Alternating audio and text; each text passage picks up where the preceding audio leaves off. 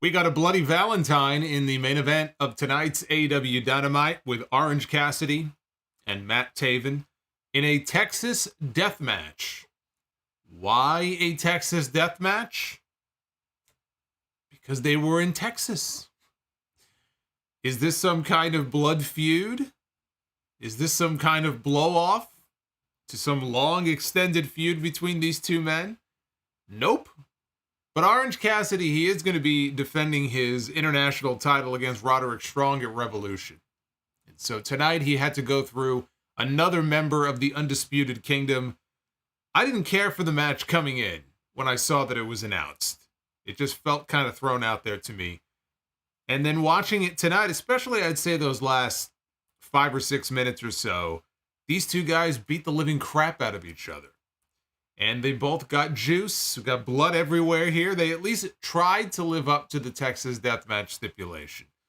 It is a very difficult thing to do when you consider the last Texas Deathmatch that we saw only a few months ago, probably the most violent match that I have ever seen in my entire life. And so how do you top that? You know, especially on a random episode of Dynamite.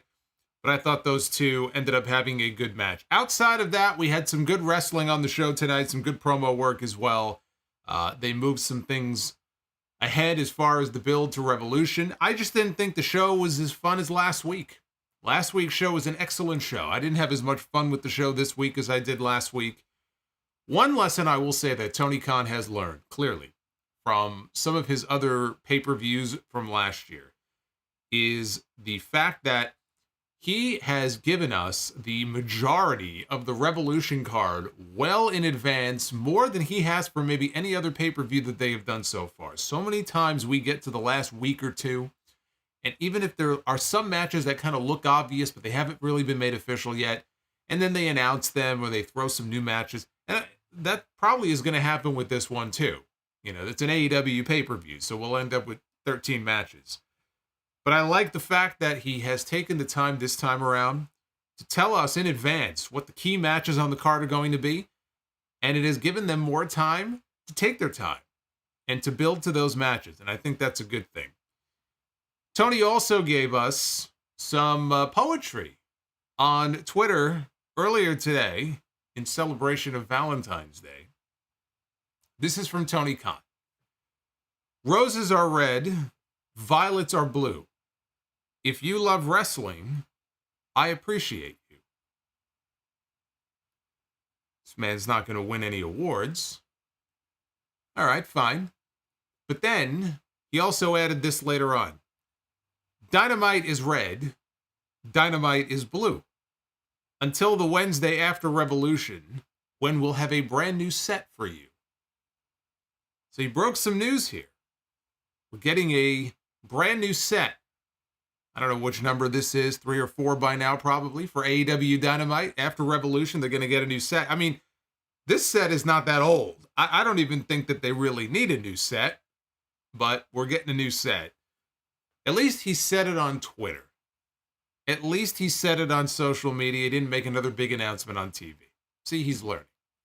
This is your AEW Dynamite Valentine's Day review here for February 14, 2024. Happy Valentine's Day to all of you. I am the Solomonster. Thank you for the 78,000 subscribers this week. Onward we go now to 79K. Only you can help get me there, so hit that subscribe button. 400 likes is the minimum for Be the Booker tonight. Super chats are open. Let's not waste any time. Let's get into this show. Dynamite opened with a rare singles match. Well, a rare singles match for Dax Harwood on Dynamite.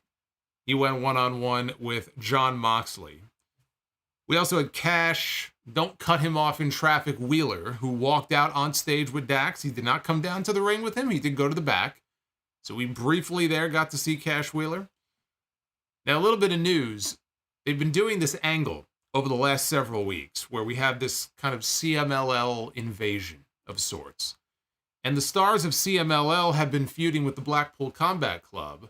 Well, now CMLL is holding an event next month on March 29th, and it was announced that Jon Moxley, Bryan Danielson, Claudio Castagnoli, and Wheeler Yuta, they're going to be heading to Arena Mexico, And on that show, they're going to be taking on the team of Mystico, Volador Jr., Blue Panther, and Ultimo Guerrero. But before we get all the way to March 29th, we have this match here between Moxley and Dax Harwood. Now, in celebration of Valentine's Day, I guess he was in a very romantic mood. Early in this match, Jon Moxley decided to plant a wet one on Dax Harwood. He gave Dax Harwood a kiss on the lips. And so Dax Harwood decided to reciprocate. He came back and gave Moxley a kiss on the lips. Well, I hope they bought chocolates for each other beforehand. Maybe took each other out to dinner. Then the battle began, and Harwood began chopping the shit out of this guy. Dax also busted out the old Bret Hart Dynamite Kid suplex out over the top rope spot. They both took a nasty spill out to the floor ahead of a picture-in-picture break. There was a superplex from Dax Harwood that came a few minutes later, and then we got the dumb dueling headbutts, which I hated. This was the part of the match I winced, and I just said, this is fucking stupid. They're both down. I think they're on their knees or whatever, their hands, their knees. And they just start butting heads hard. They start bashing each other, bashing their heads into each other. So that was stupid. Harwood got a sharpshooter applied. Moxley escaped. He tried to work an armbar. Harwood, though, rolled out. Dax wanted a pile driver. Moxley stuffed it. He backdropped his way out of it. But a second later, he finally did get the pile driver. He got an arm draped over Moxley, but Moxley was able to kick out. So the action spilled outside the ring. Mox got back inside, and when Dax tried to get back in, Moxley kicked the middle rope up into Dax's groin. And the crowd didn't like that cheap shot very much. Then he dropped him with a cutter. Moxley followed that with a curb stomp, and then a stuffed pile driver spiked him right on his head. He covered Dax. Harwood, though, kicked out.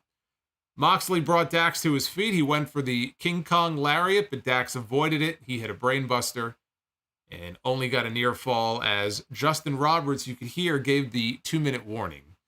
So Harwood headed up top. He dove off with what looked to be a diving headbutt, but Moxley countered into a rear naked choke. Harwood was fading, but then he got this burst of life, and so Moxley just cinched up tighter, and Harwood had no choice but to tap out to give Moxley the win. Moxley, though, even though the match is over, would not let go of the hold. They're ringing the bell. It's having no effect. So here comes Cash Wheeler down to the ring. Thankfully, he left his piece. He got into the ring. He put a beating on Moxley until Claudio came to the rescue. He dropped Wheeler with a neutralizer.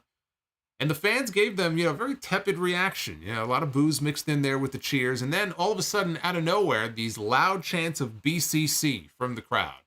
So these people have absolutely no idea what they want. Moxley then went over. He reapplied the choke to Harwood one last time before he and Claudio left the ring, and they exited through the crowd. This was a good, hard-hitting opener between these two, but I could do without the unprotected headbutts. And this is a company where Tony Khan, he currently employs a man. Okay, it's actually one of his favorite wrestlers. And Tony Khan employs a man who almost died doing one of these stupid headbutts in a match many years ago. And yet, we see these two guys in the ring bashing their heads against each other. Don't do that.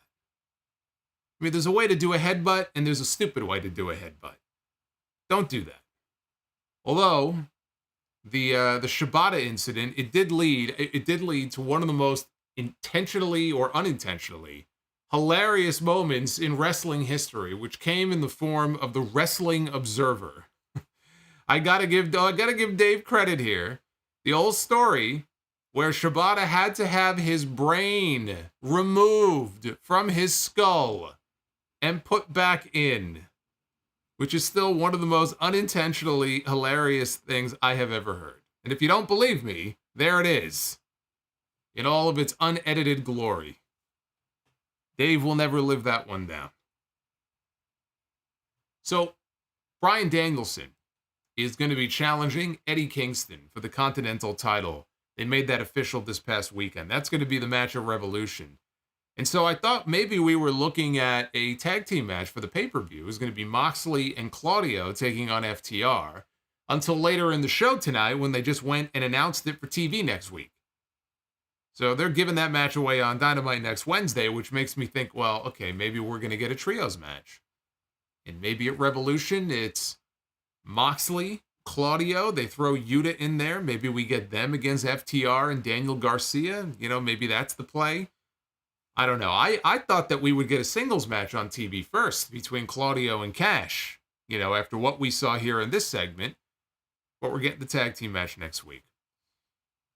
Now, I assume they're doing the stuff right now that we saw here with the Blackpool Combat Club and FTR because they have time to kill now until they get to Arena Mexico and they do this next match with the BCC and the CMLL stars. They got 6 weeks. So they got to do something with these guys in the meantime. Hence, we end up with this. And honestly, you know, depending on how many CMLL stars end up being a part of this whole feud or invasion, whatever you want to call it, maybe at the end of all this, FTR ends up standing side by side with the Blackpool Combat Club, you know, kind of like Team AEW, and they joined forces to take on the CMLL stars. I don't know if that's where they're headed with this. I just don't have a lot of interest in this. I'm sorry. I just don't. It doesn't do anything for me. I'm happy for Bryan Danielson, though, because Bryan Danielson's going to get to live a dream. He gets to step into the ring in Arena Mexico with Blue Panther. Blue Panther, he has said, is his favorite luchador of all time. So Bryan Danielson's getting to check off a whole lot of bucket list items here. He got to wrestle Okada in the Tokyo Dome. His first time in the Tokyo Dome in 20 years. He's coming off of what everybody has said, and I still haven't watched it, but what everybody has said was a fantastic rematch at the New Japan show last weekend with Zack Sabre Jr. Now that he wants to do a match on neutral ground, now that they're 1-1, he wants to wrestle Sabre somewhere else, neutral territory, and do it a third time. Now he gets to go to Arena Mexico and do his thing there. You know, again, he did say that this is going to be it for him as a full-time wrestler this year, so he's trying to get all this stuff in now before it's too late. To the back, we go to Renee, who is standing by with the Don Callis family. And she talked about the role that Konosuke Takeshita has been on, having just tapped out Chris Jericho with his own move. Callis said Revolution is coming up, and the best wrestler in the world needs to be on this pay-per-view. But they cannot find the talent for Takeshita, and then he realized they've got all the talent right here. All the talent is right here within the Don Callis family. And he said it's going to be 2 Callis family members against each other. It's going to be Konosuke Takeshita one-on-one with Will Osprey. That is going to be the match at Revolution. The wrestling gods, they have answered my prayers again. This is a match I've wanted to see for a very long time. Now we're going to get the chance to see it one-on-one in only a few weeks. It's going to be Takeshita. It's going to be Will Osprey. Osprey is done with New Japan. He has fulfilled his obligations. He had the cage match over this past weekend. So he is done. He is officially on his way in full-time now to AEW, and his very first match is going to be against Takeshita.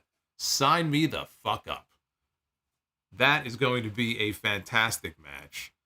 And Callis says, either way, the family wins, because they're all going to be together afterwards when the match is over. I reckon that they won't be. I reckon that will not be the case. That should be where they at least begin to position Osprey as a babyface. I certainly think the long-term play as we head into, you know, All In and Wembley later in the summer is for Osprey to come into that show as a babyface. And I think he should be a babyface. And I think that whether or not they pull the trigger on something at the pay-per-view or something goes down, Osprey wins. And then they start to build to something there. But that, I think, has to be the direction they're going in with this. But thank God he is on his way in. Will Osprey, one of the best in the world right now. That is a huge pickup for Tony Khan. One of several, I think, that are on their way into the company. Okada, Mercedes, I said last week, I think they're going to debut on the same night in Boston. We got no update on that, by the way, this week. They're just going to leave it out there. There were no further teases, not yet anyway. I guess we're still a month away, but nothing new on that front about the Boston show this week. Up next, it was Wardlow, representing the Undisputed Kingdom, which went from, man, you think back to the End of Worlds and the Big Devil reveal. This new faction has been unveiled. Adam Cole, Roderick Strong, the Kingdom, Wardlow. This is going to be the dominant new faction on this show. Adam Cole can't walk. Thankfully, Wardlow can walk, although he was out there tonight. Big brace on his knee, so he did get hurt in that match with Commander, but thankfully it was nothing too serious. But my God, this group feels as cold as a block of ice right now. My God. But he was out there taking on Barrett Brown. That was the opposition tonight for Wardlow. You guys all know Barrett Brown. Well, he was on Dynamite tonight. He toyed with old Barrett, and then he looked up at the Tron, and he started posing like he was Lex Luger in 1993. He liked what he saw, so he started flexing in the middle of this match. He delivered a last ride powerbomb, and he made short work of Barrett Brown, excuse me. So this was a quick squash. Honestly, they had Adam Cole out there at ringside to do commentary. I think his headset wasn't working. I'm not sure why they wheeled him out there at all. Why does he even have to be there? Why are they forcing this man on the road for shows like this where he really does not need to be there? He did nothing. He said nothing. This match didn't even go a full 90 seconds. And it's not like we haven't been down this road before with Wardlow from the moment he came back. Even before he joined this group, what was he doing? He was going out there and squashing people and then immediately turning around and leaving and exiting through the crowd. And so they still have him doing the exact same thing. There's been no forward movement with his character at all. I understand that they are waiting. They're waiting for Revolution, so they could probably get that international title on Roddy. They're waiting on Cole to get to a place where maybe he can actually get up on his own 2 feet and walk around. I don't know when that's going to be. But, they made the choice for this to be the crew that they put together. And right now, I mean, again, how many months has it been? Not even a full 2 months since World's End. This group is not in a good place.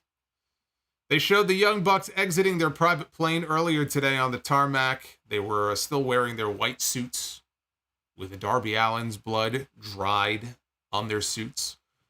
And then they got into their Hummer, and their Hummer was taking them on their way to the arena for tonight's show. Adam Copeland was there. A rare Dynamite appearance from Adam Copeland, much like a rare Dynamite appearance these days from Dax Harwood. See, this is what people don't understand. They actually do have a brand split, but it's a very informal, very loose brand split because there are clearly talents that we see on Collision, and I don't want to say never, but rarely get to see them on Dynamite. Adam Copeland has become a Collision guy. And that was done on purpose. With CM Punk. That was supposed to be his show. Copeland debuted not long after they fired CM Punk, and effectively he has taken that as his show. Kind of like Danielson has done in a way. FTR, where do they spend most of their time these days? On Collision. House of Black, where do they spend most of their time? Collision. So they don't have to come right out and say, hey, we have a brand split, because it's not a hard one.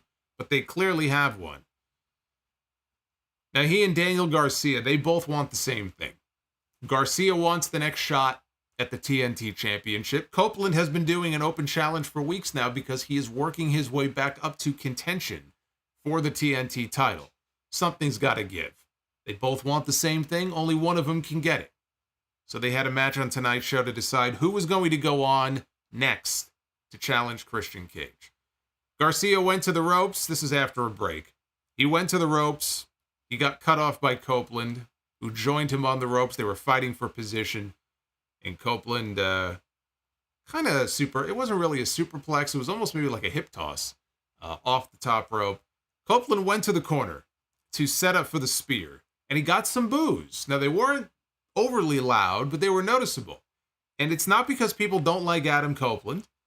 But Daniel Garcia, in the wake of the Continental Classic, where he won, I think it was one match, in the entire tournament, but they told an underdog story with him. For all the people who said there were no stories in the Continental Classic, they tried to do something for each of the people that were in the tournament. Maybe they didn't succeed, But with Garcia, it was very clear they were doing an underdog story with him, and the hope coming out of that tournament is that he would be a bigger babyface, or a babyface, coming out of that tournament. And the fans have been, getting a little more vocal for him of late. He's been growing on them. So they liked him, it sounded like, more than they liked Copeland. Not that they hated Copeland, but Copeland set up for a spear. He went in for one. Garcia cut him off, coming in with a kick to the face, which the fans cheered. And then he got a jackknife pin cover for a dramatic near fall. Copeland kicked out. He then got a crossface applied. And here comes Kill Switch and Nick Wayne to spoil the match. They attacked both men for the no contest. The action that we got up to that point was good. I thought it was a good match. Christian Cage now is coming down to the ring. Here comes Mother Wayne with him. And Christian retrieves a chair from underneath the ring. Matt Menard, who is doing commentary, as he does for pretty much every Daniel Garcia match, gets up from the announce desk, and he goes over and stops Christian from using the chair. Here comes Kill Switch from behind, and he clotheslines the hell out of Matt Menard. Down he goes. In the ring, the Dinosaur picked up Garcia, gave him a huge choke slam. Nick Wayne rolled Garcia onto the chair face first. Christian had another chair, and he was getting ready to give this kid a concerto when Copeland rolls back into the ring. He's got a chair of his own, and he dispatched Nick Wayne. He dispatched Kill Switch. Christian has a chair now. Copeland has a chair. We got a little lightsaber action going on here, but with chairs. Copeland won out on that one. Now Christian's down on his knees. He's begging off. And here comes Shayna Wayne. Mother Wayne from behind delivers a low blow to Copeland. Here comes Nick Wayne now, springboards off the ropes out of the corner with Wayne's World. Down goes Copeland. And this all built to Christian delivering a concerto, not to Daniel Garcia, but to Nick Wayne. Spoiled the whole angle. Giving a concerto to Adam Copeland. And then all the members of the patriarchy stood tall and posed over Copeland's dead body. And in the aisleway, after he got out of the ring, Christian was basically molesting the TNT Championship. He was making out with it. He was kissing it. He might have been licking it. I don't know what he was doing to the title. At least if it had an eagle on it, I can understand. But that would be kind of weird, right? That would be like the form of bestiality. So we don't want to talk about that because that's just fucking weird. I mean, that's like Kurt Angle and Booker T's wife. Kurt Angle and Sharmell. We don't need to go back to that. Another wonderful idea, by the way, from the imagination of you-know-who. Usually when they do the concerto spot, it's done to give somebody some time off for a while. And I think they've done it before, actually, with Copeland, if I'm not mistaken. So watching them do that to him here made me think, okay, maybe he's not going to get Christian a Revolution. Maybe he's going to take some time off. And they're going to go instead with a singles match. They're going to do Daniel Garcia challenging Christian Cage instead for the TNT Championship. That was my thought when this segment was over. But I don't know, because when they came back from commercial, they went back to the announcers. And Excalibur got all serious. He was giving like a health update on Copeland. And he mentioned that Copeland left on his own power. Although Tony Schiavone mentioned that it looked like he was dragging his feet as he was walking to the back. But they wished him the best, as if we might not see him for a little while. So I don't know what they're going to do here. It could just as easily be a case where we don't see Copeland for a week and then boom, he's back. One thing I hope we don't get, not that I don't think it doesn't have the potential to be very good, we're already getting a triple threat match for the World Heavyweight title. I really don't want to see a triple threat match for the TNT title. I would rather it be one-on-one, either Garcia and Christian or Copeland and Christian. If they want to do Garcia and Christian, I could see them pushing off this Copeland-Christian rematch for Double or Nothing. Dragging it out a little bit longer. After all, this is what Copeland came to AEW for. What was the primary thing that he said he came to this company to do? To work with his best friend. And now he has the chance to do that. Maybe they want to take their time with it. They don't want to blow it off so quickly. I'd rather see that than see them do another triple threat match on that next show. Speaking of the AEW World Champion, that brought out Samoa Joe to the ring to address his public in the next segment. He took credit for AEW reenacting the ranking system. I'm old enough to remember when he came out after he won the title and promised us that a championship committee was going to make those decisions. So, rest in peace, championship committee, 2024 to 2024. It's kind of like CM Punk's WrestleMania hopes and dreams in the main event. He talked about Hangman and Swerve fighting to a 30-minute draw on last week's show. He said AEW took a page then out of the Texas playbook, and they made his match at Revolution bigger and dumber. Now he finds himself in a three-way match. Obviously, a crime has been committed against him, and now there must be repercussions. And he said about Swerve and Hangman, they may walk in, but he guarantees they will both limp out. He is Samoa Joe. He is the AEW World Champion. See, that just sounds a lot cooler to me than Seth Rollins going out there every week and saying, I am a visionary. I am a revolutionary. No, you're not. This man doesn't come out here and throw around stupid words like that. He comes out here and he says, I am Samoa Joe. I am the World Heavyweight Champion, and I'm going to kick your ass. And that's the way it should be. He said there's nothing anybody can do about it. Nobody can do a damn thing about it. Cue Swerve Strickland and Prince Nana. They make their ways out, down to the ring. Lots of Swerve fans in Texas. No surprise there. Swerve fans all over the place. As they inch closer to Revolution, this is Swerve now talking, and the more Joe runs his mouth, he gets the feeling that it's become personal. When Joe won the AEW title, that he said, this was funny because he was talking. Now again, they're running smaller buildings, and they're not exactly packing in. I wouldn't say they're packing in the ones that, they're running for the television week to week. I mean, they got 16,000 tickets out for Revolution, which is great. But that's for Sting's retirement. Week to week, I wouldn't exactly say they're putting a lot of people in these buildings. So some of these venues, because there aren't that many people, or because the building just isn't that big to begin with, there's like an echo. And when things kind of get quiet during some promo segments, if people in the first 10 rows wanted to say something and make some noise, you could easily hear them. And so as Swerve is talking here and the crowd gets very quiet and they're paying attention to what he's saying, he says, when Joe won the AEW title, he said, and then there was a pause and you could hear somebody in the crowd go, what'd he say? And everybody in the building laughed. Swerve didn't seem too thrilled about that. He kind of turned and looked at the guy in the crowd, didn't acknowledge it though after that. He turned back around. He said, you show up with your reputation and you show up with your resume. You also said that hunger is what defines the greats. And Swerve said, well, I'm on my way to becoming one of the greatest of all time. No one out-hustles me, no one outworks me, and no one out-grinds me. So you need to put some respect on my resume. He said 15 years he's been grinding up and down this industry. I'm glad he said this industry. He's been grinding up and down this industry with the hope that one day someone looks at Swerve thinking that he might go down as one of the best in the world. And after this year, he's proven exactly that. Today is that day. He's gone toe-to-toe with world champions. He's gone toe-to-toe with legends. But he said that the same result every single time, he's the one left standing. And at Revolution, he said nothing changes. Except for one difference, and that is that he will be holding that AEW World title above his head. So then we have somebody, we hear the voice of somebody saying, hold on. And clearly, it is the voice of the former AEW World Champion. It is the voice of Hangman Adam Page.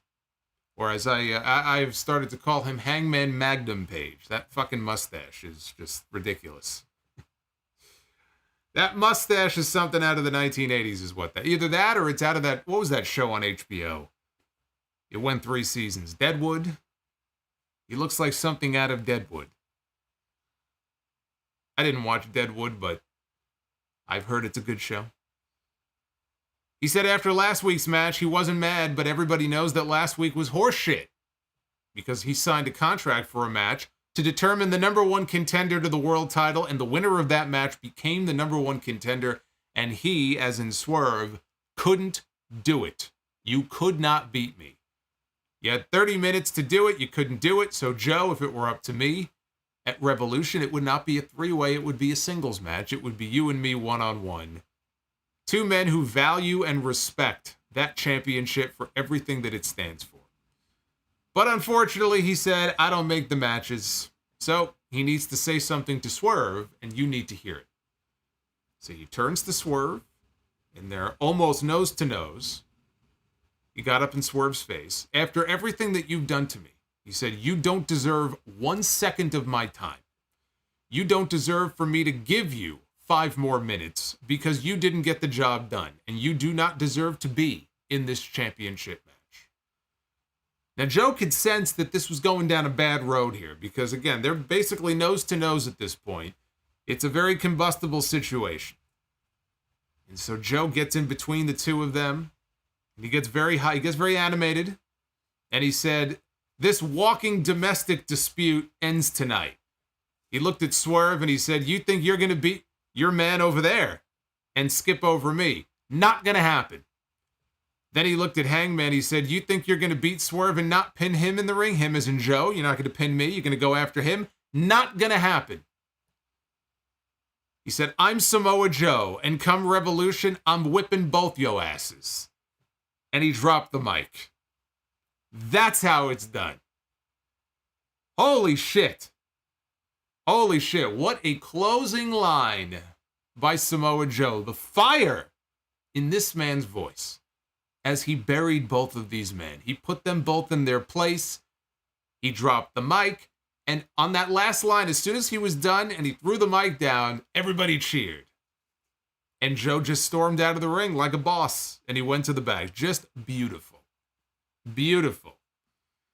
The Hangman heel turn, nearly complete. Not a done deal yet. That will come, I believe, at Revolution. Last week, I was talking a little bit about how I think the match is going to go down. And I think it's just the situation. And this is the story I think they're going to tell at the pay-per-view. Which is that Hangman, as much as he wants to be the AEW World Champion, he doesn't want Swerve to be the champion more. So to his character, it's more important that he, as in Swerve, not win the belt than it is for him to actually win it himself. So I envision some kind of a finish where Swerve has the match won, Hangman breaks it up, maybe there's some kind of submission sequence going on, but he's going to basically lose and be okay with it because Swerve didn't win. Because he is that obsessed with him. And when that happens and he basically costs Swerve the title, then the heel turn will be complete because people want to see Swerve Strickland become the AEW World Champion. And so Hangman is going to deprive them of that. And that, to me, is when the heel turn will finally be complete. Those two men, though, they're going to go in there. They're going to kill each other off. Samoa Joe, by default, is going to walk out. Still the AEW World Champion. Any other outcome here, I think, would be a big mistake. Because it would be a crime right now. Joe came out here tonight and said a crime has been committed. It would be a crime against Samoa Joe in his first major defense here after beating MJF to beat him and take that belt away from him. Swerve will have his chance. Samoa Joe is having his chance right now. So I don't want to see him lose that title at Revolution. And now they have a built-in excuse to make sure that Swerve, his story continues. Doesn't end at Revolution. It continues on to Double or Nothing and maybe even Wembley Stadium. But Joe is fantastic here. Nobody can match, and I'll say this across multiple promotions, not just AEW. And you could throw MJF in there. You could throw anybody in there. There is nobody in pro wrestling right now that can touch Samoa Joe on the microphone. When you go one-on-one with this man in the ring, you put a live microphone in his hand, there is nobody who can match this man for his authenticity, his intensity, and just his verbal skills overall. He's not out there saying goofy shit. Sometimes he'll throw some big words out there. It sounds like maybe he's narrating his own story. But he has a way of delivering it in a way that makes you sit up in your seat and pay attention to what he is saying. It's the same thing I gave him praise for in WWE, that brief period when it looked like they might put the WWE title on him. And he was going into that match with Brock Lesnar. And even at the time, the reports were that Brock was at least open to the idea of putting Joe over and wanted to work with him. Because in Joe, he saw somebody who, Joe's not out there looking like a superhero etched out of granite like some of these other guys. But again, there is nobody else that can match this man for that level of authenticity and intensity. And that is important in your world champion. When he walks out there, he looks and sounds like a world champion. I love it. I love the work that he's doing right now. I'll put him up against anybody else. Next Wednesday, they did announce later in the show they're doing a trios match. And this trios match, they put a little graphic up in the corner, and this is how we got the announcement. It's going to be Samoa Joe teaming up with Swerve Strickland and Brian Cage. On the other side of the ring, Hangman Page, Hook, and Rob Van Dam. Kind of random. But you know what? At least they're finding a way to get Hook on the show. What did I say, right? Don't ignore Hook. Don't keep Hook off TV after you give him that great match with Samoa Joe. Don't disappear the guy. At least he'll be on TV next week. And the last match that we saw Rob Van Dam have on AEW television was his best match yet. He actually looked very good in that last match. But this is still a random-ass match to book on TV. Absolutely random. We got the premiere of Toni Storm's latest film. She calls it Wet Ink. It's about the tattoo on her leg, focused on the matching tattoos that she and Deonna Purrazzo have. She said that she befriended a girl that she felt sorry for. She labeled Deonna her young girl. She said that she brought Purrazzo to Japan and helped her get a contract. She said Deonna bit the teat that feeds. She was shown getting tattoo work done as we heard her voiceover. She said that if Purrazzo wants the old Toni Storm, then that's who she's going to get. And she asked, what do you do when you can't change the past? And then the camera showed the new ink work on her leg. She had the tattoo that the two of them have. It's a drunk duck. For those who don't know, they have matching tattoos. Why did they get them? Because they just felt like getting them one day. They were together. They were, I think, in Japan. They got the matching tattoos. And so now she had some more ink done. I actually couldn't tell by looking at it exactly what I was looking at. I saw the duck, and they added some ink above the duck's head. I just couldn't tell what it was. I'm sure it has something to do with like killing the duck or something. At first glance, I couldn't tell what I was looking at. But anyway, after that, they cut backstage live. Deonna was standing there with Renee. They just watched this film. And Purrazzo said that Toni talks too much. She said that she would keep it short and sweet. Toni, I'm going to break your arm, bitch. Wouldn't be a women's feud without somebody calling their opponent a bitch. Achievement unlocked. Now they can wrestle at Revolution. We had Matthew and Nicholas Jackson, the Young Bucks, against Darius and Dante Martin of Top Flight. The Bucks, in this match, wrestled the entire match in their white bloodstained suits. Nick even had that stupid hat. I don't know what kind of hat that is, a beret, whatever the fuck it is. He had it on his head for most of the match. The Bucks had control going into the picture-in-picture. Darius hit a top rope crossbody on Matt for a near fall. Matt came back with a super kick on Darius and then DDT'd Dante. Taz on commentary at one point, he suggested that the Young Bucks change their name to the EVP Bucks and that they fined him for it. They fined him $2,500. Dante took out Nick with a suicide dive. Darius hit a standing Spanish fly on Matt for a near fall. Nick then dumped Dante on the barricade outside, and then he saved his brother from a catapult. Matt covered Darius, and he used the ropes for leverage. The referee, though, caught him. And then while Nick was arguing with the referee, Matt gave Darius a low blow, and that led to the Bucks hitting the EVP trigger on Darius for the win. After the match was over, Tony Schiavone got up from the announce desk and got into the ring to interview the EVPs. Matt said that they were undefeated this year, which makes them the top unbeatable tag team in AEW. Yes, after one match. He said after beating a team the quality of Top Flight, he said this mockingly, because they had to cheat to win, you see. He said it's safe to assume now that they are the #1 contenders. And wouldn't you know, they already had a graphic ready to go up on the screen showing them as the new #1 contenders for the tag team titles. What did I say? Last week, it was the easiest path. They came out with these rankings a few weeks ago. And the Bucks were not even ranked. They were not even in the top 5 because we haven't seen them wrestle in a few months. So how do you get from that to getting them in a tag team title match at Revolution in a few weeks? Because they're the EVPs. And they could just use their power. They could abuse their power and leapfrog everybody else. This is why the rankings are a joke. And I told you this would happen. This is one of the reasons why the rankings were abandoned 2 years ago in the first place. Because, and I would feel the same way, which is why I wouldn't even do rankings. You just get into a situation where there are going to be certain wrestlers that you want in certain positions. Or you're trying to tell a certain story, let's say. And it's like, man, you know, this pay-per-view's coming up. I want this guy or I want this girl to be in a title match, but, you know, they're ranked all the way on the bottom, and you're like, you know what? Fuck the rankings. They're all fake anyway. Do whatever you want. That's what they're doing with the Young Bucks. That's why the rankings are pointless. So Shivani said that Sting is not here tonight because of their despicable, heinous act last week at the end of the show. Matt then flipped out on Shivani, talking trash about them every week on TV, which he said might be a breach of contract. Publicly disparaging the company's EVPs. I mean, who would ever do such a thing? Who would ever go out and publicly disparage the Young Bucks? He goes, that is unprofessional and Bush League. So then Nick Jackson said, that's a $1,000 fine. And Shivani didn't look very happy about that. And Nick asked Tony if he got a problem with that. And then he shoved Tony Schiavone down on his ass, which is always good. Good way to get heat.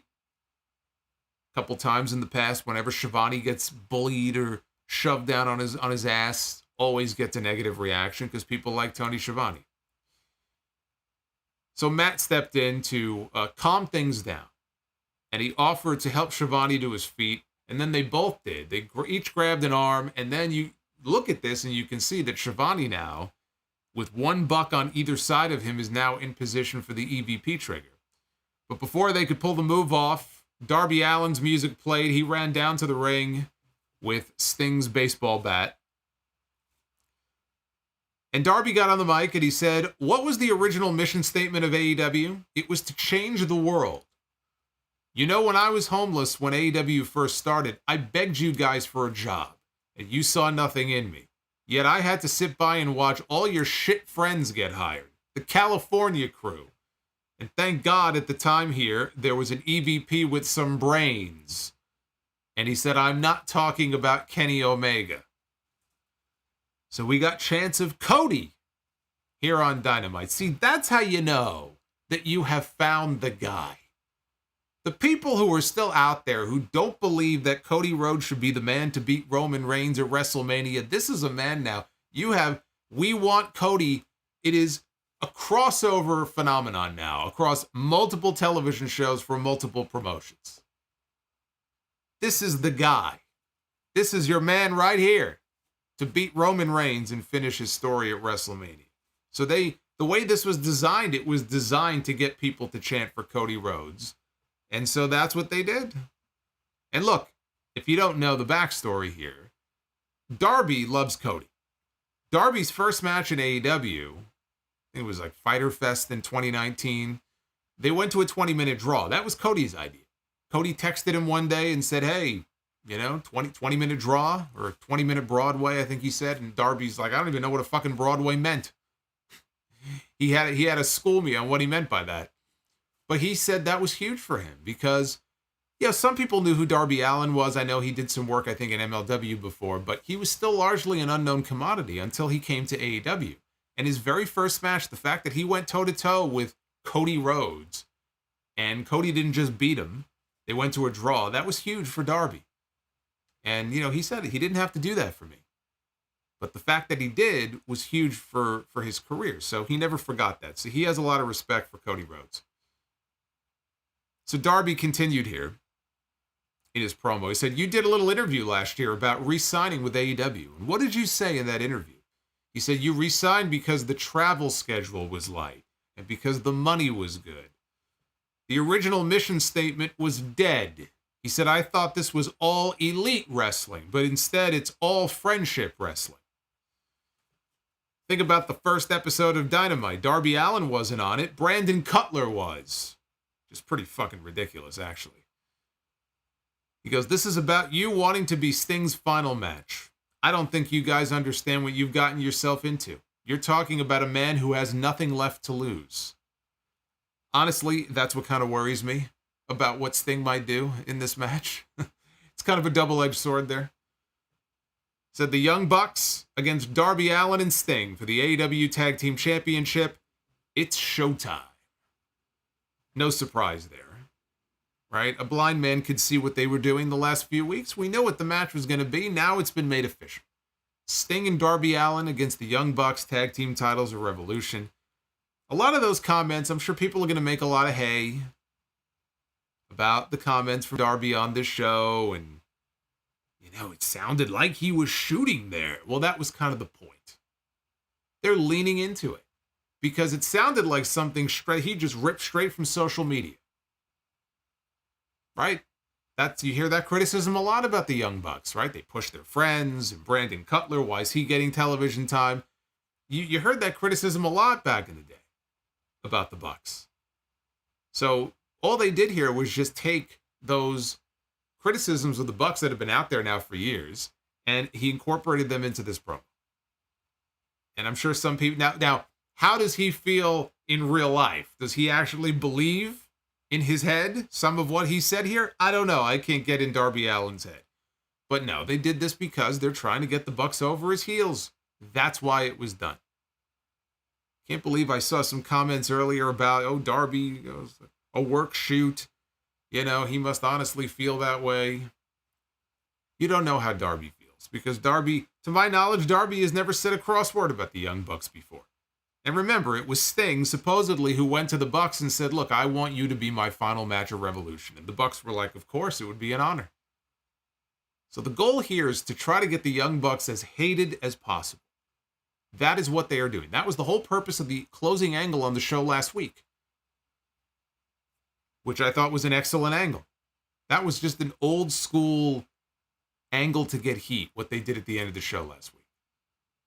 And this only furthers the heel turn for them. Although they're heels just for wearing those ridiculous clothes. If for no other reason, the Bucks come out there the way they're dressed up every week, that makes them heels all by itself. Renee was backstage in the Bang Bang Scissor Gang Lounge. Boy, imagine if somebody who doesn't watch wrestling is tuning in right now and they hear me say that line. Renee was backstage with the Bang Bang Scissor Gang. What must they be thinking? So they had the Acclaimed, Billy Gunn, Bullet Club Gold were there. Anthony Bowens gave her a rose for Valentine's Day. Jay White said they've got gold, they've got new merch, but they still have yet to test their cohesiveness together. Billy Gunn was about to suggest something when his son cut him off, and Austin suggested they have a 12-man on Rampage coming up this Friday. And then Billy finished his thought, and he suggested that they have a 12-man on Rampage this Friday. And that was the end of that. What are we doing with Jay White? Oh, boy. Willow Nightingale, one-on-one with Skye Blue. Willow, by the way, is also going to be on that CMLL show at the end of next month. And who is one of the women that she is going to be tagging with? Tessa Blanchard. There's a name I haven't heard in a while. Stokely Hathaway joined on commentary for the match. Willow cartwheeled out of an Irish whip, hit a scoop slam for a quick 2 count. Skye Blue responded with a float over into a dragon sleeper, which Willow escaped with ease. And Skye Blue bailed outside. Willow chased after her and connected on a pounce back inside. After a break, Willow connected on a corner hip attack and a big boot before delivering a spine buster for 2. Blue avoided a doctor bomb and hit a DDT. Later on, Willow was climbing the rope. Skye Blue slid through and hit the Will Osprey Cheeky Nando's kick. and then a power bomb out of the corner for a 2 count. Skye Blue then hits Code Blue, and Stokely Hathaway can sense that things are not headed in a good direction here for Willow. So he leaves the announce desk, and he goes and he distracts Aubrey Edwards up on the apron. Skye Blue has Willow pinned. She's screaming for the referee to turn around. And Willow, though, ends up recovering, hits the Doctor Bomb, and picks up the win. So from what I can gather here, the story is that Stokely Hathaway, he has been trying to win over Chris Statlander as a client. Well, Chris Statlander is very good friends with Willow Nightingale. And so in his quest to continue to try to woo Chris Statlander, he is trying to be nice to Willow Nightingale. Hence the reason why he saw that this woman was about to be pinned, and he decided to try to intervene and help, and it worked.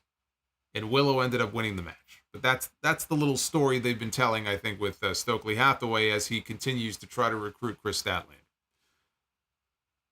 The main event was a Texas death match with Orange Cassidy against Matt Taven of the Undisputed Kingdom.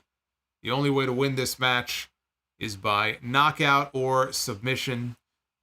Now, Orange Cassidy is going to be defending his international title at Revolution against Roderick Strong. So I get why we got Cassidy here against one of the members of the Undisputed Kingdom, because he's one of Roddy's friends. Right? So that makes sense. I understand that. Although Orange Cassidy and Matt Taven is not a main event. And I'll be very complimentary to their match here in a second, but you could slap any stipulation you want on that match. You can make it a Texas Death, Hell in a Cell, Buried Alive, Coffin Hair match. What a match that would be. That's not a main event on AEW Dynamite. I'm sorry. But I get why they would put him in there with Cassidy. Why a Texas death match, though? Because they were in Texas. I mean, when I saw this match announced as a Texas death match, I just laughed. And look, I see what they did here at the end. And, you know, it's like, okay, they wanted to have a bloodbath, and they wanted it to be as violent as possible and use all the goodies and all the weapons and all the plunder and everything. But did this need to be a Texas death match? No. No, it did not. I don't make the matches, okay? So don't ask me. I'm not the one who makes the matches. Matt Taven should not be main eventing AEW Dynamite. You want him to main event Rampage? Fine. Collision? Even Collision is a stretch. This should not be main eventing Dynamite. Taven faked Cassidy out like he was looking up at the ramp for his buddies. That allowed a cheap shot at the very beginning. There was a blue thunder bomb that caused Cassidy to roll out to the floor. Taven, though, stopped the referee from putting a 10 count on and slammed Cassidy into the barricade. Taven tried another whip. Cassidy, though, hurtled the barricade towards the barricade. Both men brawled into the crowd. That took us into picture-in-picture for the final break of the night. When things came back, Taven hit an elbow drop off the stage onto Cassidy, who was laid out on a table. The table barely broke. It did break, but barely, when he came off. Taven then set the table up against the stage, and he hit a suplex to break it for good. The fans were chanting at one point, what were they chanting? I forgot exactly what the chant was, but they wanted him to try it again. So at least he broke the table there on the second attempt. So Taven connected on a running knee down the ramp, and Cassidy at that point got busted open. And he got busted open badly on the right side of his face. Like this, he's like Two-Face from Batman. One side of his face, totally clean. The other side, blood red.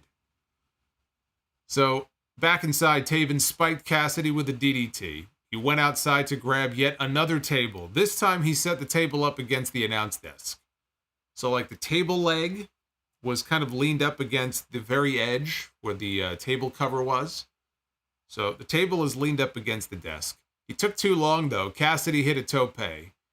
Taven responded with an enziguri and a baseball slide. Cassidy put the brakes on just before he would have been sent into the table. And Taven sees this and he goes, all right. So Taven hits the ropes. He comes flying, a massive dive out over the top rope. Cassidy moves out of the way. And to his credit, Matt Taven took a hell of a bump here through this table up against the announce desk. And the table broke in half. And they showed a replay of it a couple of times. And everybody went nuts. It was a huge spot. The announce table was basically everything that was on the table got knocked off. And their monitors were knocked out. So Taven, though, he managed to break the 10 count. Cassidy went under the ring. He found a heart-shaped box. And on the box, it said to OC from Chucky T, XOXO. Inside the box, no chocolates, thumbtacks. You know what they should have done? Chocolate-covered thumbtacks. That's what they should have done. That would be kind of dangerous, though, I guess, right? Somebody got a hold of those, didn't know what they were, went to go chew on one. Ugh. Yeah, that would have been bad. So Cassidy dumps the thumbtacks out all over the mat, and he goes to superplex Taven. Now, Taven is also bleeding at this point, so now we got double juice in this match. Taven fought out. He sent Cassidy crashing onto the thumbtacks. Taven wanted a frog splash. Cassidy moved out of the way, and now Taven landed on the thumbtacks. OC followed with a round-the-world DDT onto the tacks. Cassidy then went and retrieved a chain from under the ring. But here comes Mike Bennett, and he smashed what it looked like. It was also a heart-shaped box. I think it was supposed to be wood or whatever. He smashed it over Cassidy's head. Bennett then threw a bunch of chairs into the ring. And now out comes Trent Beretta. And Beretta has a box of roses, but there were no roses, or maybe there were, but inside the box was a pipe. I think it might have had roses and a pipe. There was a pipe inside. And he hit Bennett's chair that he was holding. He smacked the chair with the pipe right back into his face. Taven then threw a chair at Beretta's head, and it fucking hit him right in the head, which was just ridiculous. So down goes Trent Beretta. Now with the chair set up in the corner, Taven hit a bulldog driver onto it. That took out Trent after the bulldog driver. Cassidy, though, was there. He hit the orange punch. He hit a beach break onto the stack of chairs and the thumbtacks. Cassidy wrapped his hand in the chain. He had the chain wrapped, the fist wrapped chain. Hit the orange punch. Now here comes Roderick Strong. Now again, it's a Texas death match. So there's no disqualifications here. Anybody could run in if they want to. The guy who ran out onto the field at the Super Bowl in Vegas to streak, he could have ran in there if he wanted to. Although he's probably got some broken bones right about now after he got tackled like a fucking moron on the field. Didn't take him very long either. What was funny about that, they didn't show it on TV, but this footage, of course, finds its way onto social media. If you watch the footage, the guy knew that he was dead to rights. As soon as he got on the field, he slid, and he immediately put his hands behind his back. Before anybody was even there, he put his hands behind his back. Why even attempt something like that? They're not going to show it on TV. I don't understand what is accomplished by doing something like that. Idiots. So Roderick Strong comes out. How did I get on the streaker? I said Roddy, and I'm talking about a streaker. Roddy comes out. He tried to hit a running knee strike. Beretta, though. Trent was back up to his feet, and Trent took the bullet instead. Cassidy then sent Roddy out of the ring. Taven never got up after the beach break onto the chairs and the tacks. And so the referee's count continued. He hit 10. Orange Cassidy was declared the winner. And they really went in hard on commentary about how Cassidy is very fortunate to have a friend like Trent Beretta watching his back. Keep that in mind. I'll get to that in a second. I was not expecting much coming into this match. And again, when I say that Matt Taven should never be in the main event of Dynamite, Matt Taven is not somebody who is a featured performer as a single star. He is a tag team wrestler. And it would be one thing if you had the Kingdom together in some kind of big tag team main event. But we don't see Mike Bennett wrestling singles matches on TV. We don't see Matt Taven very often wrestling singles matches on TV, let alone in the main event. So again, not your typical Dynamite main event. And to their credit, they went out there, they knew the job. They knew that the task at hand, they went out there with the stipulation being what it was, and a very long hill, very steep hill to climb here, because think of the last Texas death match that we saw, which was only a couple of months ago. Or 3 months ago at this point. Probably the greatest Texas death match I've ever seen, just in terms of pure violence. I have not seen a more sickening match than the one I saw between Hangman Page and Swerve Strickland.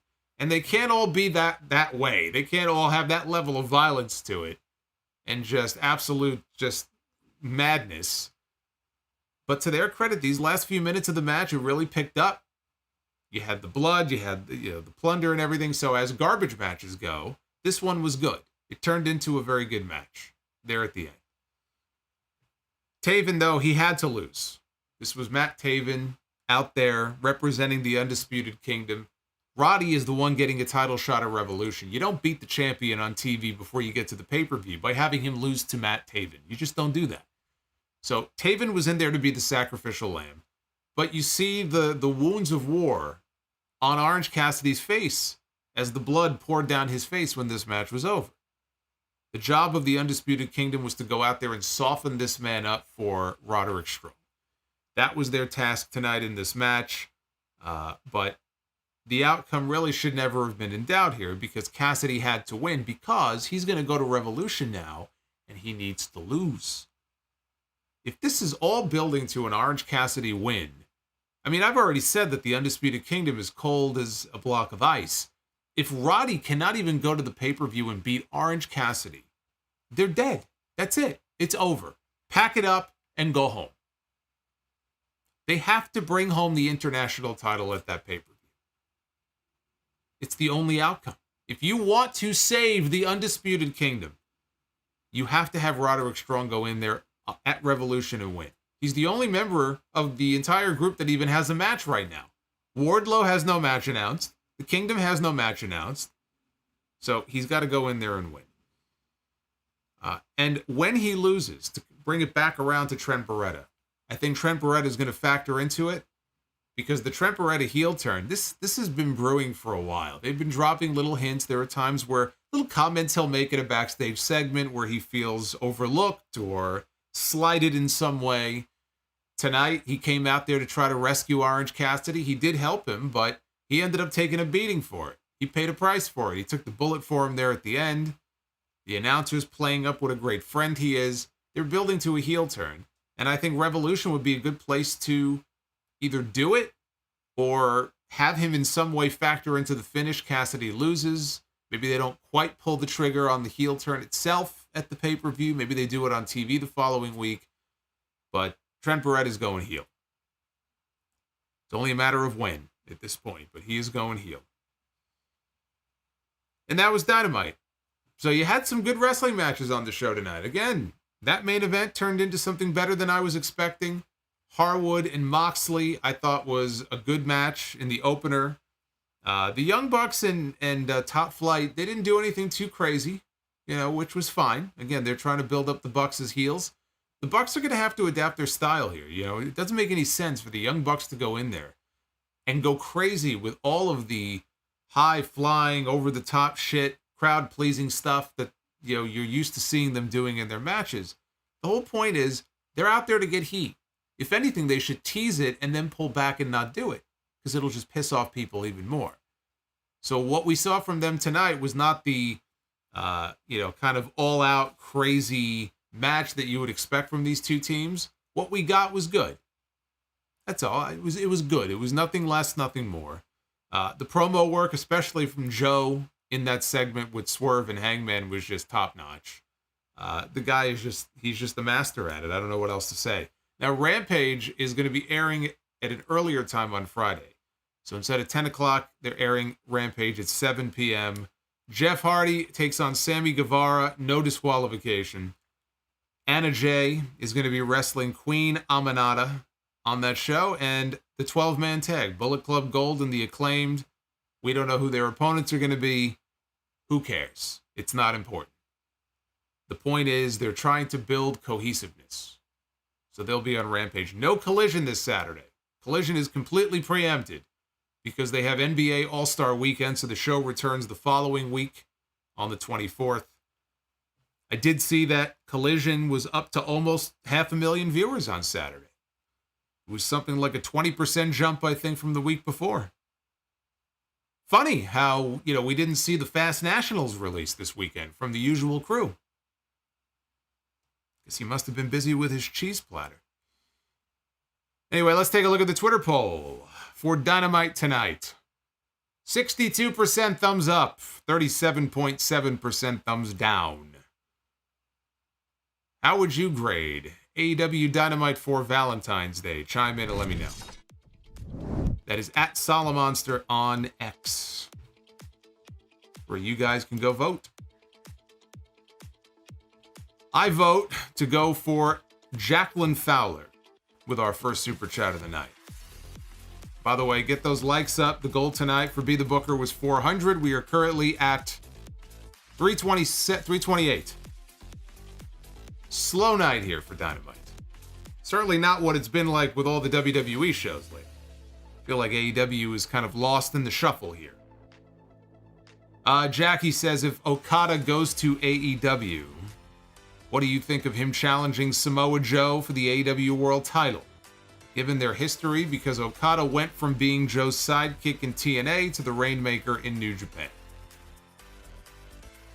I think if Samoa Joe is still champion later in the year, you do that match.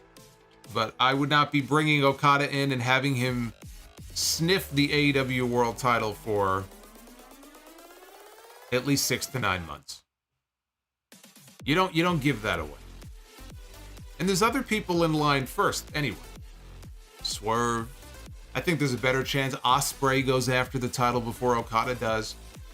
If Okada is coming into AEW, he's not coming in for 6 months, right? He's going to be there for a few years. You build to that down the road. By that point, I don't think Joe's going to be the champion anymore. But if he was to be the champion, do it. And frankly, even if the title is not on the line and you just do a match between the two, I'd love to see it. Joseph Brooks, buy or sell on the better comedic, I think he means comedian. And who has the better funny and great wrestling moments in WWE, R-Truth or Santino Marella? Me, I go with Santino. I like Truth, but I vote for Santino. Frankie Rodriguez with the $9.99. What's going on, Frank? Says, Solomonster, holy shit. Hog, March 2nd. What a show that will be. I wish I could be there. I wish you could be there too. You can be there, by the way. You can be. You could be there on Premier Streaming Network, and you could stream it live from the comfort of your own home. We got a big show coming up in New York City on Saturday, March 2nd. We got Mustafa Ali is coming in to wrestle Alex Shelley, the former TNA World Champion. Just announced, Penta is coming back. We got Penta El Cerro Miedo coming in to wrestle for the HOG World Heavyweight title. We got no rankings to worry about. I find the best challengers, I bring them in, and I give you great action. He's going to be wrestling Mike Santana. We got the Rascals coming back in from TNA. That's always a good time, so it's going to be a good show. Stephen Fees with the $10 super chat. Not a fan of the unprotected chair shots of late. We know too much about CTE to be even risking it. I have no problem with the death match, but the chair shots just really bother me for some reason. Well, it's just unnecessary. It's just stupid. I don't disagree with you. Darren Walker with the $12 super chat. Any views on Willow teaming up with Tessa in CMLL? Over the last 18 months, Tessa changed? Well, I don't know if she's changed or not. That's not for me to decide. That's for the promoters and the other wrestlers to decide if they feel that she has changed. Because even if you take out the incident with Rosa that, Darren mentions here in the super chat, it wasn't like that was the only knock on Tessa. I mean, there were lots of complaints and stories about her attitude and snapping at people and things of that nature. Even when she was with WOW, Women of Wrestling, she was going to be the face of that whole project, and then things happened and didn't work out, and either she left or they got rid of her, whatever the case was. I can't tell you if she's a changed person or not. She found work down in Mexico. I haven't been following her career and what she's been doing in CMLL. You know, it's not my decision to make. I think it's a lot of wasted talent. It's unfortunate, but it is what it is. I don't really have an opinion or care either way, frankly. And if there are promotions that are willing to use her and the wrestlers are willing to give her a second chance, then I say give her a second chance. And if not, oh well.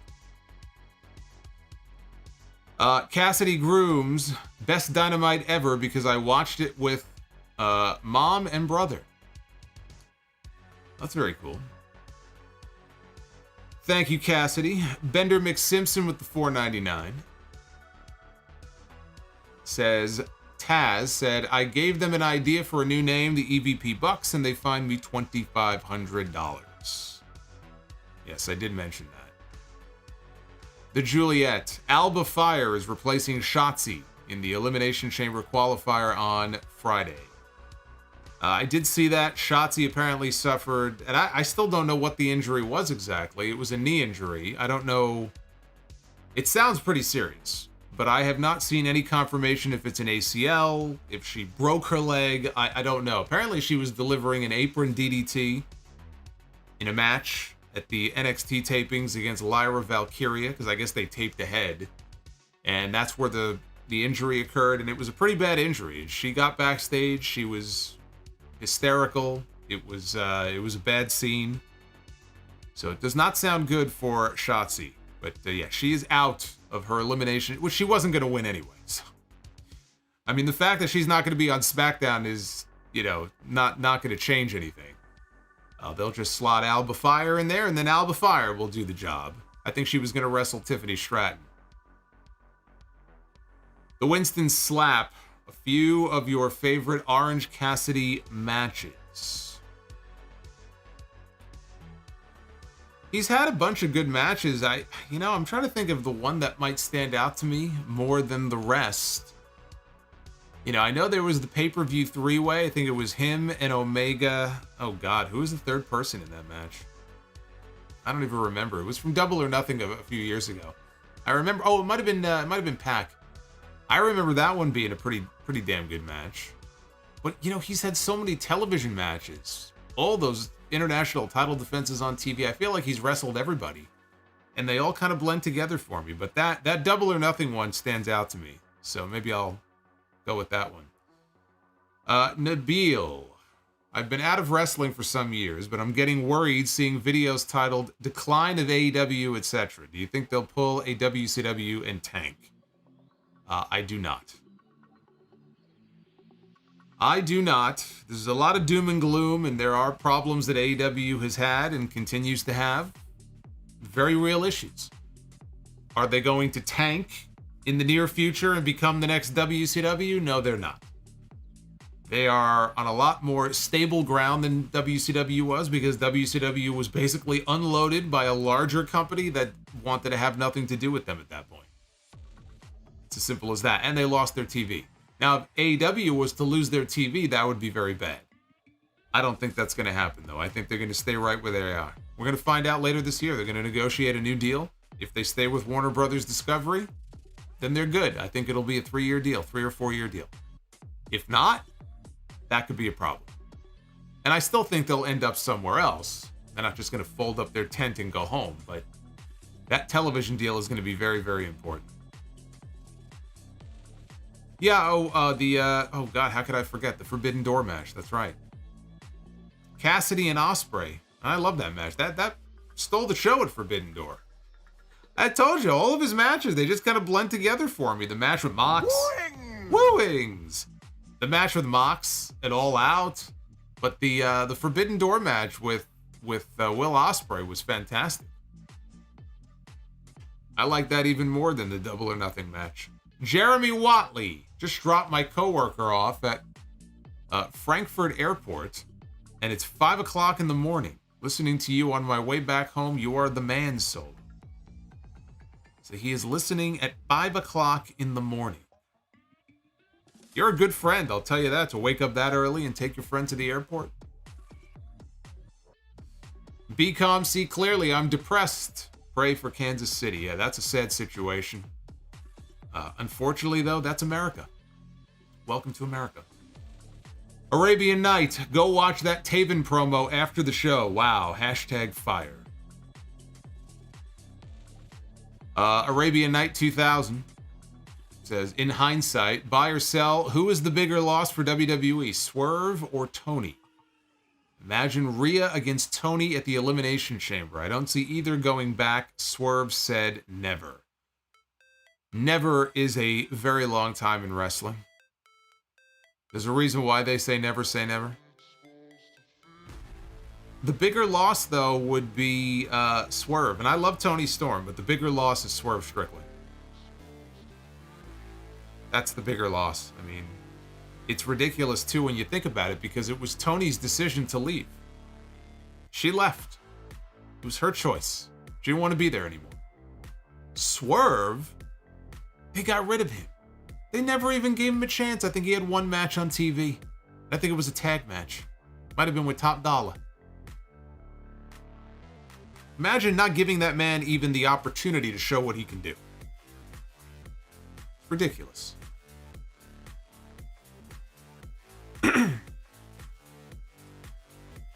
Oh, let's see. Who else we got here? Dylan Hensley. Dylan Hensley. What's going on, Dylan? Love Dylan's wrestling updates that he gives us. But Dylan says, I could have gone to tonight's AEW in Austin with some of my classmates, but I chose to go to class tonight instead like a good student, not to brag. You used the wrong emoji, Dylan. You should have used the one with the glasses. This is Dylan tonight.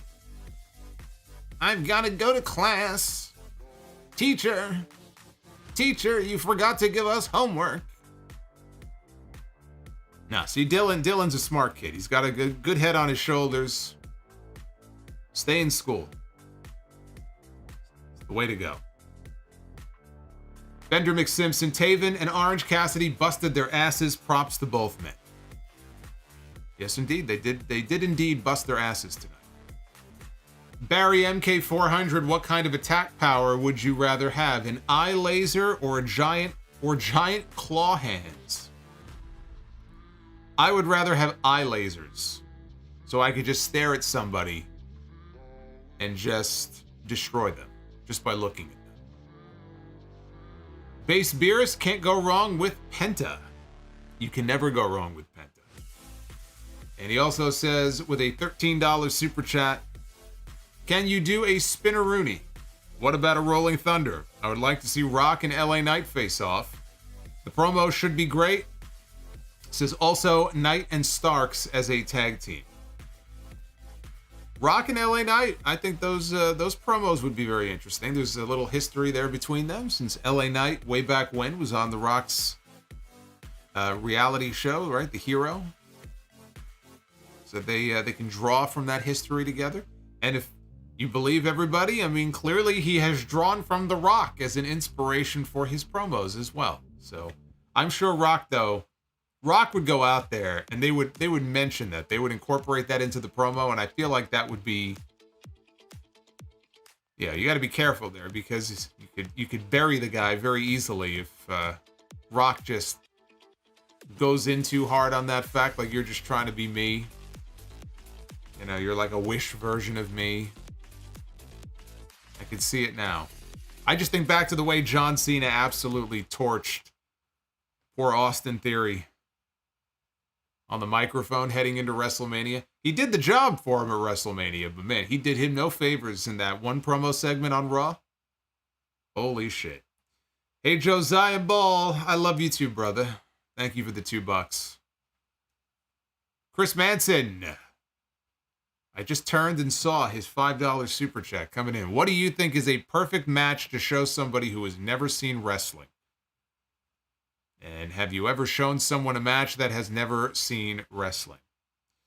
Yeah, I've had family members who never really watch wrestling, and I've showed them a match, and I think I did that a couple of times. One time they were with it. The other time they didn't really give a shit. I would get this question from time to time. There's any number of matches that I can recommend. I try to pick a match that I think is not like a heavy work rate match because not everybody is into just pure work rate. But I think, honestly, you can't go wrong with a match like a Bret Hart and a Steve Austin. WrestleMania 13. You got two guys who hate each other's guts, right? And there's chairs and some weapons involved. One guy bleeds, which I guess could be a turnoff for some people. They're not into that sort of thing. But I just think you put those two guys on television, you put that match on for somebody who's never seen wrestling before, like that's what I love to see in wrestling. Two guys, they're not out there doing spots for the sake of just doing them and then kicking out of every fucking move, or they're doing comedy, to be funny or anything. They're out there, they don't like each other. It's the blow off to a big feud, and they're beating the hell out of each other. And it's just magic, once you see it all unfold, the way they laid that match out, it was perfect, right? It was the double turn. And I could sit there and tell somebody, hey, watch this. This guy's going to come out and get booed. This guy's going to come out and get cheered. And when the match is over, the roles are going to be reversed. And then just watch their reaction. Watch their reaction as Austin's in the sharpshooter and the blood is pouring down his face. Blood's all over the mat. I would show somebody that match. If you want to show somebody another match that I think would be fun, I love the match between Steve Austin and Dude Love at Over the Edge in 98. It's just so over the top and overbooked, but it's just so much fun. Can't go wrong with either one of those matches. The Winston Slap has a message coming in. There it is. Bushwhacker Solo.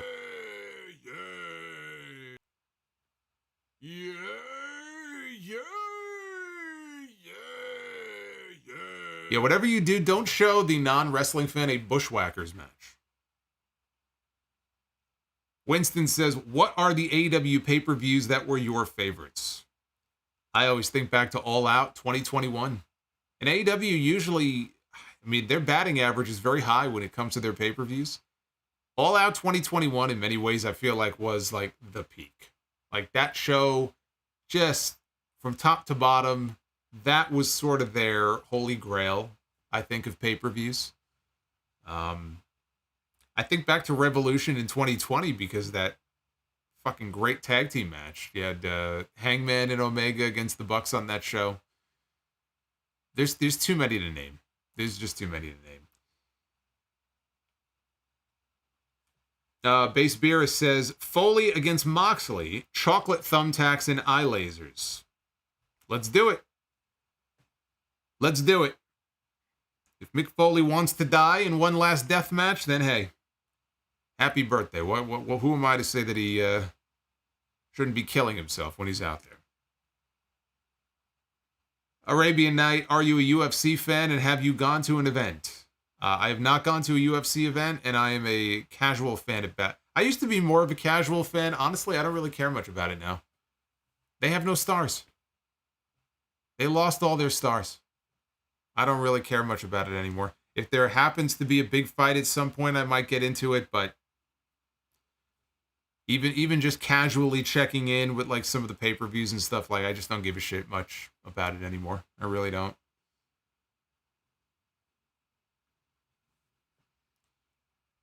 Have I seen Foley live? I have not. I have not seen any of Foley's one-man shows, but I did see The Undertaker's one-man show over Royal Rumble weekend. I thought it was good.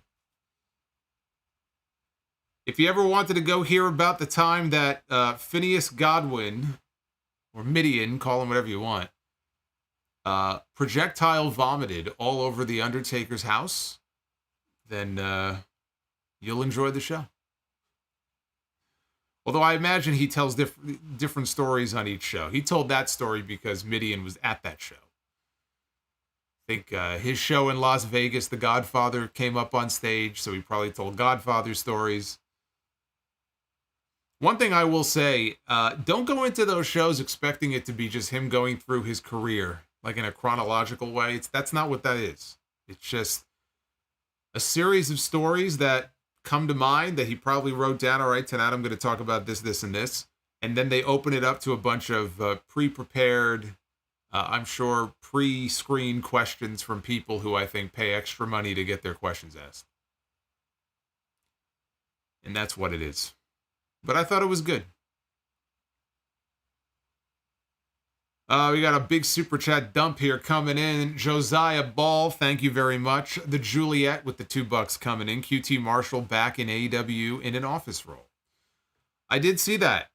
QT Marshall, the George Costanza of AEW. Going to quit his job one day, and then the very next day wakes up and realizes I've made a terrible mistake. And maybe if I just show up at work on Monday morning like nothing ever happened, maybe they won't notice. That's QT Marshall. So QT is not going to be wrestling. That's the difference this time. He is back in a non-wrestling capacity. He is going to be in a vice president role in the company, but not back as a wrestler. Base Beerus, thank you for the 5.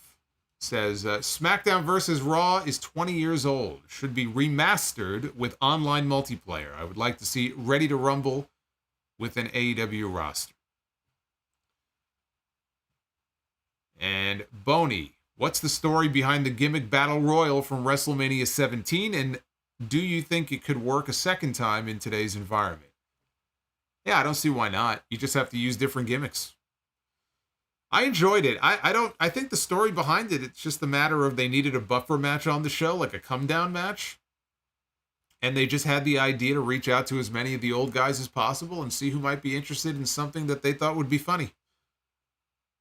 You know, that's why you had the Gobbledygooker in there, and the Iron Sheik was in there, even though he couldn't take a bump out over the top rope. So as soon as he came out, you had to know who's winning the Battle Royal. If you dumped out the Iron Sheik over the top rope, that would have been the end of the Iron Sheik. So it was just a fun, silly thing to kill time late in the show, so you get that breather. You know, and it was a good excuse to get Mean Gene on the show and Bobby Heenan. It's the last time Bobby Heenan did commentary in wrestling. It was at WrestleMania 17. Appropriately, the greatest WrestleMania of all time had the greatest color commentator of all time, one last time.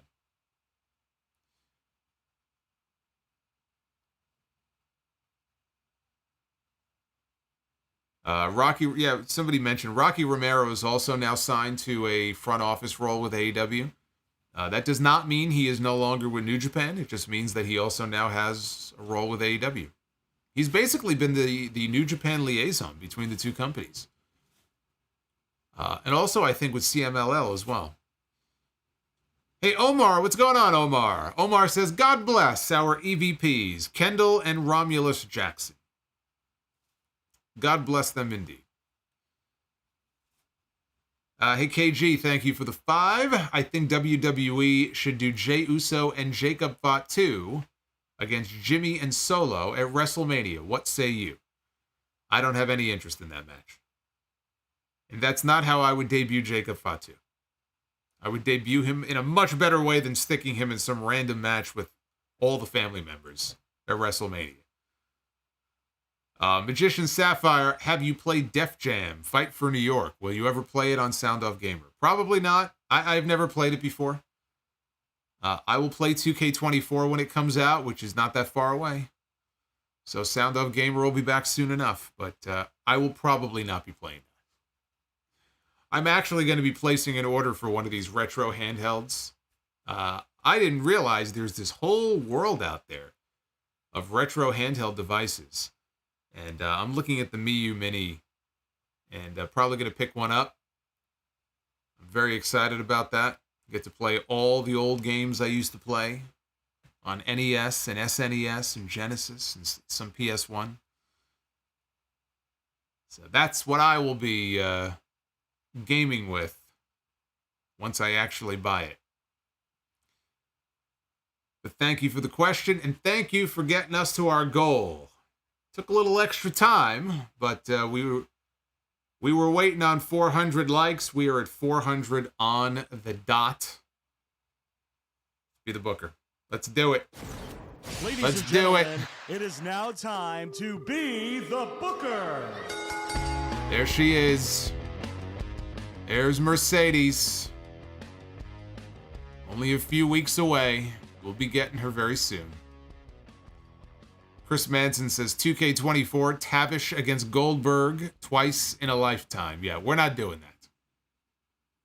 Fuck Tavish. And fuck Bill Goldberg.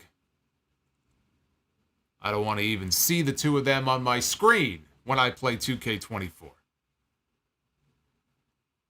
That's when I need those eye laser beams so I could stare at the two of them and just vaporize them on the spot. Be the Booker. I've updated, not this one, but I've updated a couple of them. Kick things off here with Team Hell No. Daniel Bryan and Kane. All right. Not bad. Not bad. Team Hell No against Los Guerreros, Eddie and Chavo Guerrero. Holy shit, Bryan Danielson and Eddie Guerrero in the ring together? That's an automatic bell. I don't care what you do with Chavo. I don't care what you do with Kane. Just give me Daniel Bryan and Eddie Guerrero and I'm a happy man. That's it. Put those two in the ring together and that's all you need. Women's Be the Booker.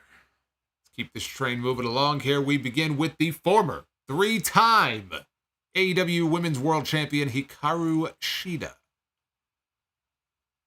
with her trusty kendo stick.